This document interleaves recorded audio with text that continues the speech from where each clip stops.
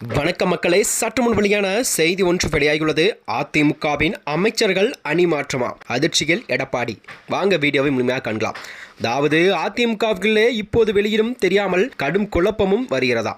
அதாவது நடந்து கொண்டிருக்கின்ற தேர்தலையொட்டியதான் அதிமுகவுக்கு இருக்கும் பிரிவுகளை கலைத்து அனைவரும் ஒருங்கிணைய வேண்டும் என்று எண்ணமே அதிமுக தொண்டர்களே விரும்புகிறாராம். ஆனால் இப்போதோ எடப்பாடி பழனிசாமி அவர்கள் அணியில் இருக்கிறார்கள். மதுரையைச் சேர்ந்த முன்னாள் அமைச்சர் செல்லூர் ராஜா அவர்கள். அவருக்கு தனிப்பட்ட முறையில் ஒரு பெரும் நெருக்கடி ஏற்பட்டதாகவும் அதிலிருந்து கொஞ்சம் கொஞ்சமாக அவர் மீண்டு வருவதாகவும் சொல்லப்படுகிறது. அதாவது இந்த நெருக்கடி தான் தேர்தல் கட்சியில் தனக்கு இல்லை என்றும் நெருக்கடியே கட்சியில் தான் காரணம் என்றும் அவர் தனக்கு நெருக்கமானவர்களிடம் வருத்தப்பட்டும் சொல்லி இருக்கிறாராம். அதோடு எடப்பாடி பழனிசாமி அவர்கள் அணியிலிருந்து வெளியேறவும் அவர் முடிவு செய்துவிட்டதாகவும் என்றும் சொல்லப்படுகிறதாம். எடப்பாடி பழனிசாமி எடுக்கும் முடிவுகளால் தான் தென் மாவட்ட அதிமுக தொண்டர்களிடையே கட்சியின் மீதும் ஈடுபாடு இல்லாமல் பெயரும் மட்டுமே இருக்கிறதாம். இது வாக்குச்சாவடி முகவர்கள் முழு அமைக்கும் நேரத்தில் வெளிப்படையாக தெரிகிறது என்றும் சொல்கிறாராம். அதே நேரத்தில் தான் எடப்பாடி பழனிசாமி அவர்கள் அணியிலிருந்து வெளியேறி தன் சமூகத்தை சேர்ந்தவர்களோடு இணைந்து இயங்குவது என்ற முடிவுக்கு அவர் வந்திருப்பதாகவும் அரசியல் வட்டாரங்கள் தெரிவிக்கிறது. இந்த செய்தியை அறிந்த எடப்பாடி பழனிசாமி அவர்கள் இருக்கும் மாவட்ட செயலாளர் பொறுப்பிலிருந்து அவரை நீக்குவதாக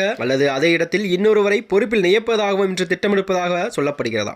மிகவும் மேல்மட்டத்திலிருந்து இந்த செய்தியின் போதுதான் தொண்டர்கள் மத்தியில் பேசப்படும் செய்தியாக மாறிவிடுகிறதா. இதனால் என்னவோ மதுரையில் உள்ள தென் மாவட்டம் அதிமுக தொண்டர்களிடையே பெரும் பரபரப்பையும் ஏற்படுத்தியது. அதே சமயம் இந்த பிரச்சனை நடந்துவிடக் கூடாது என்று சிலர் இருதரப்பிலும் பேசி வருவதாகவும் சொல்லப்படுகிறது. அவர்களின் சமாதான முயற்சி தான் வெற்றி பெற்று எடப்பாடி அணியிலேயே நீடிப்பாரா அல்லது அணி மாறுவாரா, அதிர்ச்சியில் கொடுப்பாரா என்பதுதான் போக போக தெரியும் என்று விமர்சனங்கள் தெரிவித்து வருகிறது. மேலும் இது போன்ற வீடியோக்களை தெரிந்து கொள்ள நமது சேனலை மறக்காமல் சப்ஸ்கிரைப் செய்து கொள்ளவும். நன்றி, வணக்கம்.